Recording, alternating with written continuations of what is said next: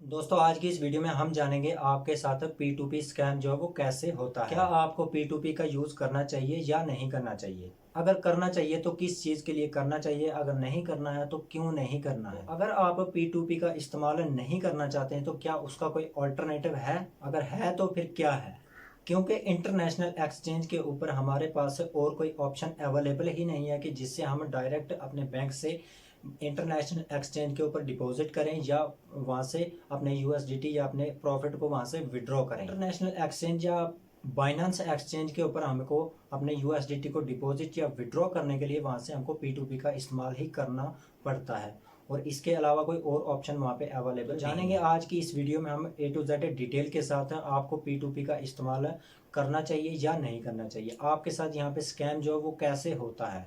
इस चैनल के ऊपर आपको वही चीज़ हम प्रोवाइड करवाते हैं जो जेन्युइन होती है और रियल होती है और आपके फ़ायदे के लिए ही होती है। तो अगर आपको अच्छा लगे तो आप चैनल को सब्सक्राइब कर लें। तो इसके लिए चलते हैं हम अपने मोबाइल फ़ोन की स्क्रीन पे, वहाँ पे समझते हैं A to Z डिटेल के साथ। और उससे पहले एक डिस्क्लेमर, आप वीडियो को पॉज करके डिस्क्लेमर को ज़रूर पढ़ लेना। दोस्तों हम आ चुके हैं अपने मोबाइल फ़ोन की स्क्रीन पर और आप P2P का इस्तेमाल क्यों करते हो? तो भाई P2P का इस्तेमाल आप इसलिए करते हो कि भाई यहाँ पे तो ना आपको TDS देना होता है, चाहे आप डिपॉज़िट करो तो चाहे आप यहाँ से विड्रॉ करो। यहाँ पे सिंपल आपको P2P में जाना है और वहाँ पे आपको किसी पर्सन को सिलेक्ट करना है। सिलेक्ट करने के बाद में आप क्या करते हो कि किसी उस पर्सन को चाहे तो वहाँ से आप बाय कर सकते हो, चाहे वहाँ से आप सेल कर लो। तो यहाँ पे आपका किसी भी सूरत में आपका TDS वगैरह वो नहीं लगेगा। इसीलिए आप P2P का इस्तेमाल करते हो और इंटरनेशनल एक्सचेंज के ऊपर, ठीक है। यहाँ पे आप सरकार को टैक्स पे नहीं करना चाहते हो, इसीलिए इंटरनेशनल एक्सचेंज का इस्तेमाल भी आप इसीलिए करते हो और यहाँ पे आप P2P का इस्तेमाल भी इसीलिए करते हो। इसीलिए आप इंडियन एक्सचेंज का इस्तेमाल आप यहाँ पे बिल्कुल भी नहीं करते हो। दोस्तों जब आपके साथ यहाँ पे P2P के अंदर जब कोई स्कैम हो जाता है, चाहे आप बाय करते हो चाहे आप विड्रॉ करते हो, तो उसके बाद आप क्या करते हो? उसके बाद आप क्या कहते हो कि मैं हमें कोई इसका ऑल्टरनेटिव मिल जाए भाई। तो जब आप ऑल्टरनेटिव को खोज लेते हो, अगर आपको वो मिल जाता है तो भाई वहाँ पे क्या होता है? वहाँ पे होता है कि जब आप बाय करोगे, ठीक है ना, जब आप बाय करोगे तो वहाँ पे आपका TDS जो है वो नहीं लगता है, ठीक है। और जब आप वहाँ से विड्रॉ करोगे ऑल्टरनेटिव तरीके से, तो वहाँ पे क्या होता है कि आपको 1% जो होता है ना, वो आपका TDS जो होता है वो कटता है भाई, ठीक है। तो जब आपका TDS कटता है तो फिर आपको अपने फाइनेंशियल ईयर के अंदर, जब आपका फाइनेंशियल ईयर हो जाता है ना, तो अब आपको वहाँ पे ITR फाइल करना होता है और वहाँ पे आपको जो भी आपका ऊपर जो टैक्स बनता है आपके प्रॉफिट के ऊपर, जितना भी आपका TDS कटा होगा, डिडक्ट हुआ होगा, वो आपके पैन कार्ड के अकॉर्डिंग वहाँ पे जितना भी होगा कटा होगा वो जमा हो जाता है। तो फिर वहाँ पे आपको क्या होता है कि टैक्स देना होता है, ठीक है। वहाँ पे टैक्स देना होता है जब आपका TDS से कट जाता है। तो ये क्या हुआ कि भाई आपने पहले सेलेक्ट किया P2P, तो P2P के अंदर आपके साथ हो गया, वहाँ पे स्कैम होने लगा बहुत ज़्यादा। तो फिर आपने इसको वहाँ से P2P करना बंद कर दिया। अब आप क्या करते हो कि ऑल्टरनेटिव ढूंढ लेते हो। तो भाई ऑल्टरनेटिव के अंदर तो आपका बाय के अंदर तो TDS नहीं कटेगा, लेकिन जब आप सेल करोगे तो वहाँ पे आपका 1% TDS जो है वो कटेगा, ठीक है। ये आपको समझ आ गया होगा। नेक्स्ट हम ये देखते हैं कि भाई आपके साथ यहाँ पे जो P2P के अंदर वो स्कैम होता कैसे है। तो दोस्तों P2P के अंदर जो स्कैम होता है ना, वो देखिए, यहाँ पे एक कोई बायर है और यहाँ पे जी इंटरनेशनल एक्सचेंज की बात कर रहा हूँ, चाहे वो बाइनांस हो तो चाहे वो कोई अदर इंटरनेशनल एक्सचेंज हो। तो उसका जो P2P सेक्शन होता है तो वहाँ पे होता है क्या है कि भाई यहाँ पे एक आदमी है जी, ये कोई बायर है और यहाँ पे एक सेलर बैठा हुआ है। इस वाले बंदे ने ऐड लगा रखी है यहाँ पे सेल करने के लिए, ठीक है, सेल करने के लिए। ये आपसे USDT, आप इस बंदे को USDT सेल कर रहे हो, ठीक है।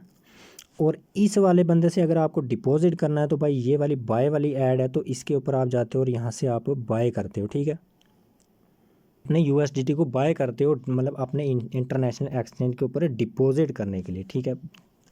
अगर डिपॉजिट करोगे तो तभी तो आप वहाँ पे ट्रेड कर पाओगे ना।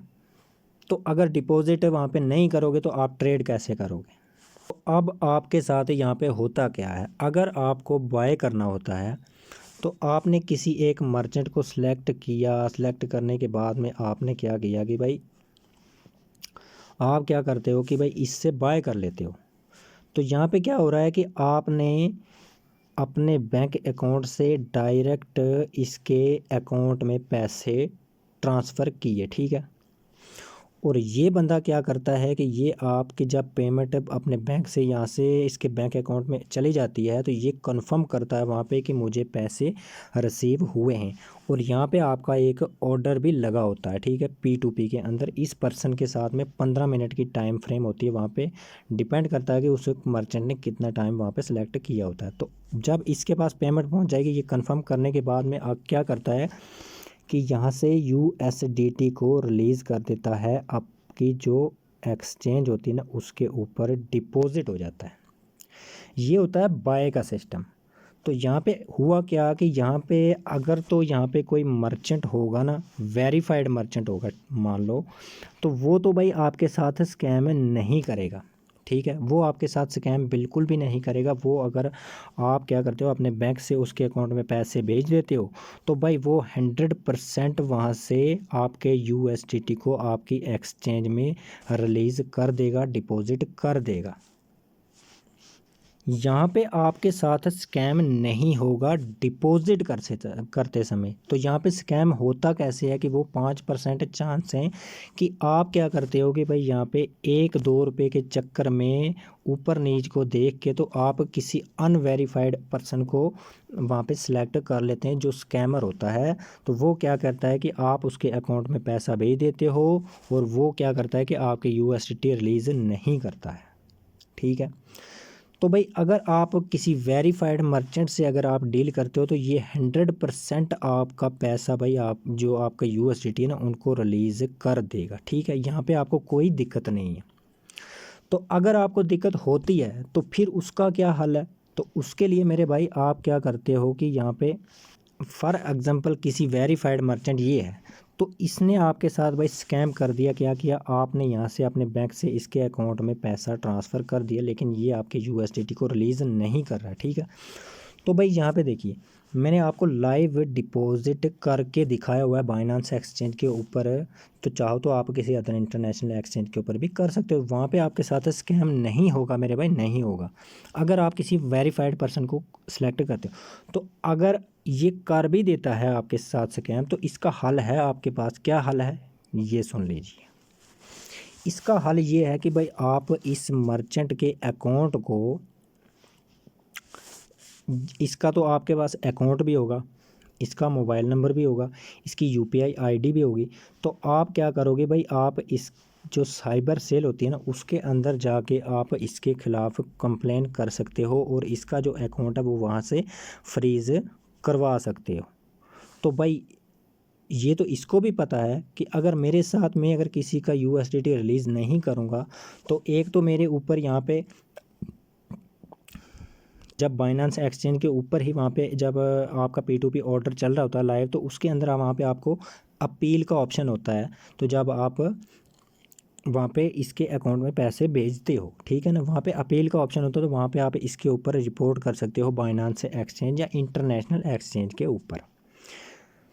तो वहाँ पे क्या होगा कि भाई इसका जो अकाउंट है वहाँ से बाइनेंस एक्सचेंज से भी सस्पेंड हो जाएगा।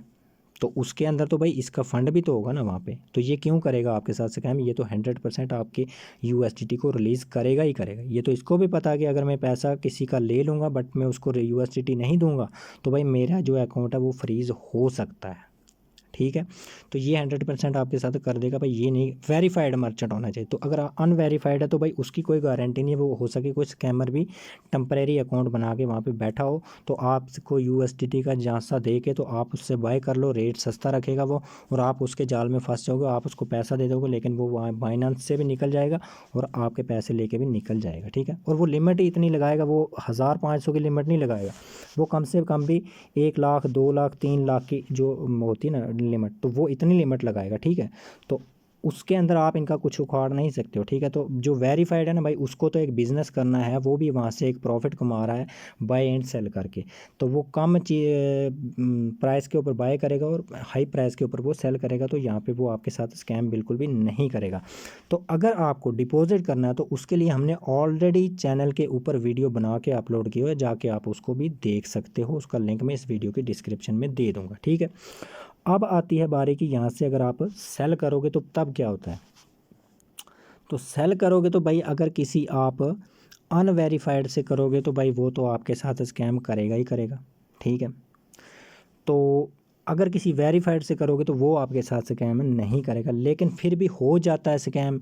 गलती ना तो आपकी होती है तो ना ही इस पर्सन की होती है, ठीक है, जिससे आप डील कर रहे हो। तो फिर होता कैसे है भाई वो, तो वो समझ लीजिए।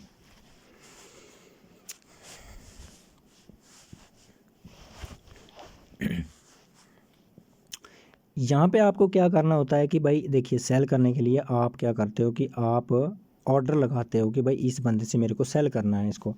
तो ये बंदा क्या करेगा, आपने जो भी अपनी एक्सचेंज के ऊपर बैंक अकाउंट को ऐड कर रखा होगा, तो ये बंदा यहाँ से आपके अकाउंट में पैसा भेजेगा। आपने कितने USDT सेल करने का ऑर्डर यहाँ पे लगाया वो आपके ऊपर डिपेंड करता है, तो उतने ही पैसे ये आपके अकाउंट में ट्रांसफ़र कर देगा, ठीक है।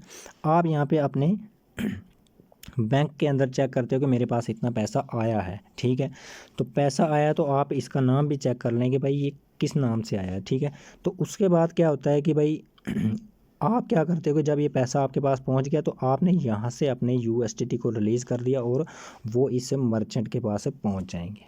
सिंपल यही काम होता है। तो भाई फिर स्कैम कैसे होता है यहाँ पे, जब इतना सिंपल है तो फिर यहाँ पे स्कैम कैसे होता है। स्कैम ऐसे होता है मेरे भाई, देखिए फॉर एग्जांपल यहाँ पे एक कोई वेरीफाइड ये मर्चेंट है भाई, तो इसके अंदर है एक जो ट्रांजैक्शन है वो आपकी भी है, और ये एक दिन के अंदर कितनी ट्रांजैक्शन करेगा ये आपको पता नहीं है, ठीक है। 1000 भी हो सकती है, 2000 भी हो सकती है, 3000 भी हो सकती है। तो उसमें से एक ट्रांजैक्शन जो थी वो आपके अकाउंट की भी थी, ठीक है, सेल करते समय। तो भाई इस अकाउंट के अंदर कितने लोगों को कितने लोगों ने इस बंदे को अपने USDT को सेल किया होगा दिन में। 1000, 2000, 3000, 4000, पता नहीं कितने लोग। उनमें से एक ट्रांजैक्शन जो वो मेरे भाई आपकी थी भी हो सकती है वो 100 रुपये की हो हो सके वो 1 लाख की भी हो। तो अब क्या होता है कि जो ये 1000 बंदा है तो इनमें से एक कोई स्कैमर होगा। तो वो स्कैमर क्या करेगा कि भाई वो इसके अकाउंट पे कंप्लेन कर देगा साइबर सेल के अंदर, और इसका जो मर्चेंट का अकाउंट है वो जब फ्रीज़ हो जाएगा तो भाई उस मर्चेंट के अकाउंट से जितने भी ट्रांजैक्शन हुए हैं, ये वाले ट्रांजैक्शन जितने भी हुए हैं, ठीक है, 1 दिन के अंदर, 2 दिन के अंदर, हो सके वो कोई 6 महीने पुरानी ट्रांजैक्शन हो सके वो कोई 2 साल पुरानी ट्रांजैक्शन हो, तो ठीक है।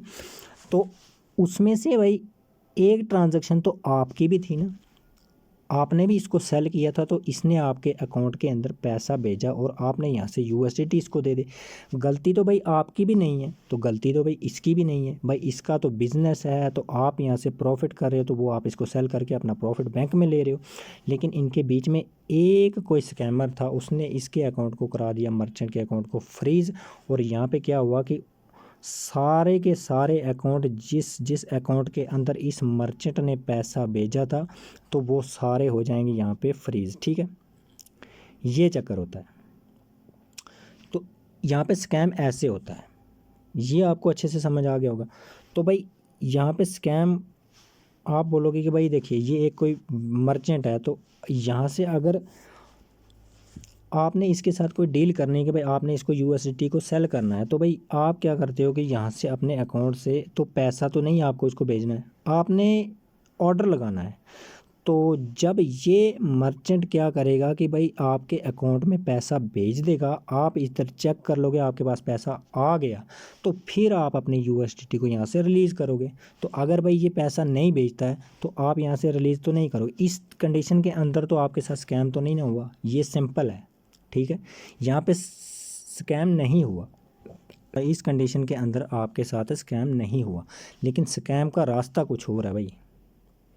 हो सके वो जो स्कैमर है तो वो क्या करेगा, जब इसके अकाउंट को फ्रीज कराएगा तो भाई इसके तो अकाउंट के अंदर पता नहीं कितना पैसा होगा, ठीक है, तो इसको तो अनफ्रीज करवाना ही होगा ना। तो ये फिर पूरी वेरीफाइड करने के बाद उस स्कैमर का नंबर निकालेगा, कॉन्टैक्ट नंबर निकालेगा, ईमेल निकालेगा। तो अब ये जो स्कैमर है तो ये क्या करेगा, इसकी भले ही आप इसकी ने 100 रुपये की ट्रांजैक्शन जो है वो इसके अकाउंट के अंदर की हो, ठीक है, तो जब इसको मर्चेंट को पता चल जाए कि भाई ये वाला स्कैमर है तो इसने मेरे अकाउंट को फ्रीज़ करवाया, तो भाई ये क्या करेगा, मर्चेंट जो इसकी डिटेल निकालेगा और फिर इससे जब बात करता है तो भाई ये इससे डिमांड करता है कि मुझे आप कुछ पैसा दो, तो फिर मैं आपका जो अपनी कंप्लेन है वापस लेता हूँ और आपका अकाउंट जो अनफ्रीज करा। तो स्कैमर जो होते हैं वो भाई इसी चक्कर में रहते हैं, वो नहीं देखते हैं किसी की मजबूरी, वो नहीं देखते हैं किसी का कुछ भी, उनको मतलब होता है पैसे से।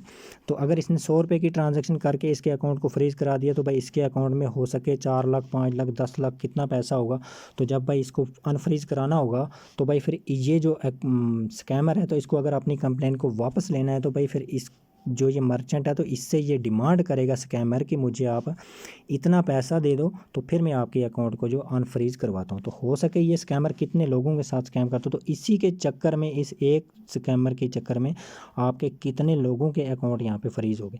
तो भाई जो जब फ्रीज हो जाता है ना तो फिर वो अनफ्रीज के लिए आप खाली सर्च करते रहोगे, लेकिन वो अनफ्रीज कर पाना वो ना बहुत मुश्किल हो जाता है भाई एक आम आदमी के लिए। भाई ये तो मर्चेंट है, इसके पास तो पैसा भी होगा, ये तो आने जाने का खर्चा भी लाएगा, सब कुछ करेगा, लेकिन आप कहाँ से लाओगे ये तो बताओ, इतना पैसा आपके पास है नहीं है ना। तो फिर आप USDT विड्रॉ करने के लिए P2P का इस्तेमाल क्यों करते हो ये तो बताओ। तो फिर अगर आप बोलोगे कि भाई हम अगर विड्रॉ नहीं करेंगे तो फिर हमारा ट्रेडिंग करने का फ़ायदा, तो भाई उसका ऑल्टरनेटिव हमने ऑलरेडी इसी चैनल के ऊपर एक वीडियो बना के अपलोड की है, तो आप जाके उस वीडियो को भी देख सकते हो कि अगर आपको अपने USDT को डिपॉजिट करना है तो वो कैसे करना है, हमने लाइव आपको करके दिखाया वहाँ पे। और अगर वहाँ से अगर आपको विड्रॉ करना है तो भाई कैसे करना आपको, वो भी हमने लाइव करके दिखाया है। P2P के अलावा P2P से आप डिपॉजिट आराम से कीजिए, दिल खोल के कीजिए, कोई दिक्कत नहीं है। लेकिन अगर आपको विड्रॉ करना है ना तो आप P2P का इस्तेमाल बिल्कुल भी ना करें, बिल्कुल भी ना करें, क्योंकि मुसीबत आपके लिए। भाई ये हमारा काम होता है समझाना, तो ये सिंपल, ये तो सब लोगों को भाई पता भी होता है, लेकिन इसका ऑल्टरनेटिव एक ही है कि अगर आपको विड्रॉ करना है तो भाई विड्रॉ करने के लिए आप जाके हमारी वीडियो को देख सकते हैं, उसके उस वीडियो का लिंक हम इस वीडियो के डिस्क्रिप्शन में दे देंगे। तो अगर आपको डिपॉजिट करना है तो आप P2P का इस्तेमाल बिल्कुल आराम से कीजिए, वो भी हमने दिखाया, उस वीडियो को भी आप जाके वहाँ पे देख सकते हो। तो आई होप ये आपको अच्छे से समझ आ गया होगा कि P2P का इस्तेमाल जो है वो किस चीज़ के लिए करना चाहिए और किस चीज़ के लिए नहीं करना चाहिए। तो यहाँ पे अगर आपको P2P का इस्तेमाल करना तो भाई आप डिपॉजिट करने के लिए P2P का इस्तेमाल आप खुल के कीजिए। तो अगर आपको विड्रॉ करना है तो आप P2P का इस्तेमाल बिल्कुल भी ना करें, ठीक है। तो उसके लिए आप जाके हमारी वो वीडियो देख सकते हैं, डिपॉजिट करने के भी एंड विड्रॉ करने वाले भी, ठीक है, वो आप देख सकते हैं यहाँ पे। तो दोस्तों उम्मीद करता हूँ आपको अच्छे से समझ आ गया होगा कि P2P के अंदर आपके साथ स्कैम जो है वो कैसे होता है और किस चीज़ के लिए आपको P2P का इस्तेमाल करना चाहिए और कौन सी चीज़ के लिए आपको P2P का इस्तेमाल बिल्कुल भी नहीं करना चाहिए। तो उम्मीद करता हूँ ये आपको अच्छे से समझ में आ गया। आज की इस वीडियो में इतना ही, मिलते हैं किसी नेक्स्ट वीडियो में। बहुत बहुत शुक्रिया आपका वीडियो देखने के लिए।